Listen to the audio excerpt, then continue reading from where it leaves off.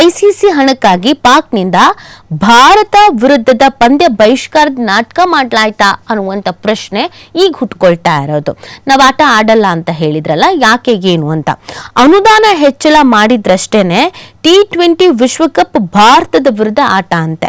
ಮೊದಲು ಆಡಲ್ಲ ಅಂತ ಹೇಳಿ ಈಗ 3 ಷರತ್ತನ್ನ ಹಾಕಿರೋದು PCB.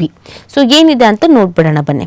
T20 ವಿಶ್ವಕಪ್ನಲ್ಲಿ ಭಾರತದ ವಿರುದ್ಧದ ಪಂದ್ಯವನ್ನ ಪಾಕಿಸ್ತಾನ ಬಹಿಷ್ಕರಿಸಿದ್ರ ಹಿಂದೆ ಈ ಹಣಕಾಸಿನ ಲಾಭದ ಲೆಕ್ಕಾಚಾರ ಇದೆಯಂತೆ. ಅಂತಾರಾಷ್ಟ್ರೀಯ ಕ್ರಿಕೆಟ್ ಸಮಿತಿ ICC ನೀಡುವ ಅನುದಾನ ಹೆಚ್ಚಿಸಿಕೊಳ್ಳೋದಕ್ಕೆ ಭಾರತದ ವಿರುದ್ಧ ನಾವು ಆಟ ಆಡಲ್ಲ ಅಂತ ನಾಟಕ ಮಾಡ್ತಾ ಇದೆ ಅಂತ ಮಾಧ್ಯಮಗಳು ವರದಿಯನ್ನ ಮಾಡ್ತಾ ಇದೆ. ಈಗ ಮೊದಲಿಗೆ ನಾವು ಭಾರತದ ವಿರುದ್ಧ ಆಟ ಆಡೋದೇ ಇಲ್ಲ, ನಾವು ಇದರಿಂದ ದೂರ ಉಳ್ಕೊಳ್ತೀವಿ ಅಂತ ಹೇಳಿದ್ರು. ಇದಕ್ಕೆ ಹಿಂಗೆಲ್ಲ ಮಾಡೋದಕ್ಕಾಗಲ್ಲ, ನೀವು ಈ ಆಟಗಳನ್ನ ಆಡ್ತೀವಿ, ಈ ಮ್ಯಾಚ್ ಆಡ್ತೀವಿ, ಈ ಮ್ಯಾಚ್ ಆಡಲ್ಲ, ಇದನ್ನೆಲ್ಲ ಹೇಳಕ್ಕಾಗಲ್ಲ, ಎಲ್ಲ ಮ್ಯಾಚಸ್ಗಳನ್ನು ಕೂಡ ಆಡಬೇಕು ಅಂತ ICC ಹೇಳಿತ್ತು. ಬಟ್ ಈಗ ಇವರು ಆಯ್ತು ಸರಿ ನಾವು ಆಟ ಆಡ್ತೀವಿ, ಆದ್ರೆ ನಮ್ದೊಂದು 3 ಷರತ್ತಿದೆ ಅಂತ ಹೇಳಿದ್ದಾರೆ. ಈಗ ಮೊದಲು ಆಟನೇ ಆಡಲ್ಲ ಅಂತ ಹೇಳಿದ್ರು, ಈಗ 3 ಷರತ್ತು ಇದೆ ಅಂತ ಹೇಳ್ತಾ ಇದ್ದಾರೆ. ಏನದು ಷರತ್ತು ಅಂತ ನೋಡಿದ್ರೆ, ICC ನೀಡುವ ವಾರ್ಷಿಕ 344 ಕೋಟಿ ರೂಪಾಯಿ ಅನುದಾನ ಮೊತ್ತವನ್ನ ಹೆಚ್ಚಿಸಬೇಕು ಅಂತ, ಅಂದ್ರೆ ದುಡ್ಡಿಗೋಸ್ಕರನೇ. ಇನ್ನು ಪಾಕ್ ಜೊತೆ ದ್ವಿಪಕ್ಷೀಯ ಸರಣಿ ಪುನಾರಂಭಕ್ಕೆ BCCI ಮನವೊಲಿಸಬೇಕು, ಇದು 2ನೇದು. 3ನೇದು, ಭಾರತೀಯ ಆಟಗಾರರು ಪಾಕ್ ಆಟಗಾರರಿಗೆ ಹ್ಯಾಂಡ್ ಶೇಕ್ ಮಾಡಬೇಕು. ಇದು ಎಷ್ಟು ಮಟ್ಟಿಗೆ ಮರ್ಯಾದೆ ಬಿಟ್ಕೊಂಡು ಕೇಳೋದು ಅಂತಂದ್ರೆ, ಇವ್ರಿಗೆ ಮಾಡಕ್ಕೆ ಇಷ್ಟ ಇಲ್ಲ, ಮಾಡ್ಬೇಕು ಅಂತ ಇವ್ರು ಹೇಳ್ತಾ ಇದ್ದಾರೆ. ಹೌದು, ಇದು ಒಂದು ಹಂತ ಚರ್ಚೆಗಳಾಗಿತ್ತು. ಆಟಗಾರರಿಗೆ ಈ ಮನಸ್ಥಿತಿ ಇರಬಾರ್ದು, ಕ್ರಿಕೆಟ್ ಅಂತ ಅಂದರೆ ಅಥವಾ ಆಟಗಳು ಅಂತ ಅಂದರೆ ಎಲ್ಲರನ್ನು ಒಗ್ಗೂಡಿಸುವ, ಎಲ್ಲರನ್ನೂ ವಿಶ್ವಾಸ ಗಳಿಸುವ, ಒಂದು ಹೆಲ್ದಿ ಆಗಿರಬೇಕಾಗಿರೋದು. ಅದೇ ಇಲ್ಲ, ಭಾರತದ ಆಟಗಾರರು ಮಾಡಿದ ತಪ್ಪು, ಹ್ಯಾಂಡ್ ಶೇಕ್ ಮಾಡಿಬಿಟ್ಟಿದ್ರೆ ಏನಾಗ್ತಿತ್ತು ಅಂತ. ಇದಕ್ಕೆ ಪರ ಮತ್ತು ವಿರೋಧದ 2 ಚರ್ಚೆಗಳಿತ್ತು. ಬಟ್ ಪಾಕ್ ಅವರು ನಾವು ಆಟನೇ ಆಡಲ್ಲ ಅಂದಿದ್ರು. ಈಗ ಇದ್ರ ಜೊತೆಗೆ ನಾವು ಆಟ ಆಡ್ತೀವಿ, ನಮ್ಗೆ ಹಿಂಗೆ ಹಣ ಜಾಸ್ತಿ ಮಾಡಬೇಕು, ಅದ್ರ ಜೊತೆಗೆ ನಮ್ಗೆ ಅವರೆಲ್ಲ ಹ್ಯಾಂಡ್ ಶೇಕ್ ಮಾಡಬೇಕು, ಈ ಪ್ರಾರಂಭ ಆಗೋಕ್ಕಿಂತ ಮುಂಚೆ, ಮ್ಯಾಚ್ ಪ್ರಾರಂಭ ಆಗೋಕ್ಕಿಂತ ಮುಂಚೆ, ಆಮೇಲೆ ಮುಗಿದ್ಮೇಲೆಲ್ಲ ಹ್ಯಾಂಡ್ ಶೇಕ್ ಮಾಡ್ತಾರಲ್ಲ, ಅದು ಮಾಡ್ತಾ ಇರಲಿಲ್ಲ ನಮ್ಮ ಭಾರತದವರು. ಆಪರೇಷನ್ ಸಿಂಧೂರ್ ಎಲ್ಲ ಆದಮೇಲೆ ಸಿಕ್ಕಾಪಟ್ಟೆ ಎಫೆಕ್ಟ್ ಆಗಿತ್ತು ಇದು. ಈಗ ಮಾಡಬೇಕು ಅಂತ ಕೇಳ್ಕೊಳ್ತಾ ಇದ್ದಾರೆ. ಈ 3 ಷರತ್ತನ್ನ ಇಡ್ಲಾಗಿದೆ. ಇನ್ನು ICC ಸಭೆಗೆ ಬಾಂಗ್ಲಾವನ್ನ ಪಾಕಿಸ್ತಾನ ಕರೆದಿದ್ ಯಾಕೆ ಅನ್ನೋದು ಪ್ರಶ್ನೆ ಇದೆ. ಬಾಂಗ್ಲಾ ವೇಗಿ ಮುಸ್ತಾಫಿಜುರ್ನನ್ನ IPL ನಿಂದ ಹೊರ ಹಾಕಿದ್ದೆ ಸದ್ಯ ವಿವಾದದ ಮೂಲ ಅಂತೆ. ವಿಶ್ವಕಪ್ ಆಡೋದಕ್ಕೆ ಭಾರತಕ್ಕೆ ಹೋಗಲ್ಲ ಅಂತ ಬಾಂಗ್ಲಾ ಪಟ್ಟು ಹಿಡಿದಾಗ ಅದನ್ನ ಪಾಕ್ ಬೆಂಬಲಿಸಿತು.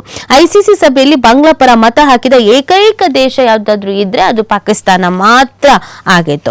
ಸೊ ಇದು ಈಗ ಸಾಕಷ್ಟು ರೀತಿಯಾದಂತ ಚರ್ಚೆಗೆ ಕಾರಣವಾಗ್ತಾ ಇದೆ. ಇನ್ನು ಪಾಕಿಸ್ತಾನ ಕ್ರಿಕೆಟ್ ಮಂಡಳಿ PCB ಜೊತೆ ತುರ್ತು ಮಾತುಕತೆ ನಡೆಸೋದಕ್ಕೆ ICCಯ ಉಪಾಧ್ಯಕ್ಷ ಇಮ್ರಾನ್ ಖವಾಜಾ ಭಾನುವಾರ ದಿಢೀರ್ ಲಾಹೋರ್ಗೆ ತೆರಳಿದ್ರು. ಅಚ್ಚರಿಯ ಬೆಳವಣಿಗೆಯಲ್ಲಿ PCB ಬಾಂಗ್ಲಾ ಕ್ರಿಕೆಟ್ ಮಂಡಳಿ BCB ಮುಖ್ಯಸ್ಥ ಅಮೀನುಲ್ ಇಸ್ಲಾಂ ರನ್ನ ಲಾಹೋರ್ಗೆ ಕರೆಸಿ ಸಭೆಯಲ್ಲಿ ಕೂರಿಸಿಕೊಂಡಿತ್ತು ಬಾಂಗ್ಲಾದವ್ರನ್ನ. ಸಭೆಯಲ್ಲಿ PCB ಮುಖ್ಯಸ್ಥ ಮೋಹಿನ್ ಸ್ನೌಕಿ ಭಾರತದ ವಿರುದ್ಧ ಆಟವಾಡಬೇಕಾಗಿದೆ, ತಮ್ಮ 3 ಷರತ್ತುಗಳಿಗೆ ಒಪ್ಪಬೇಕು ಅಂತ ICC ಮುಂದೆ ಬೇಡಿಕೆ ಇಟ್ರು ಅಂತ ಹೇಳಲಾಗ್ತಾ ಇದೆ.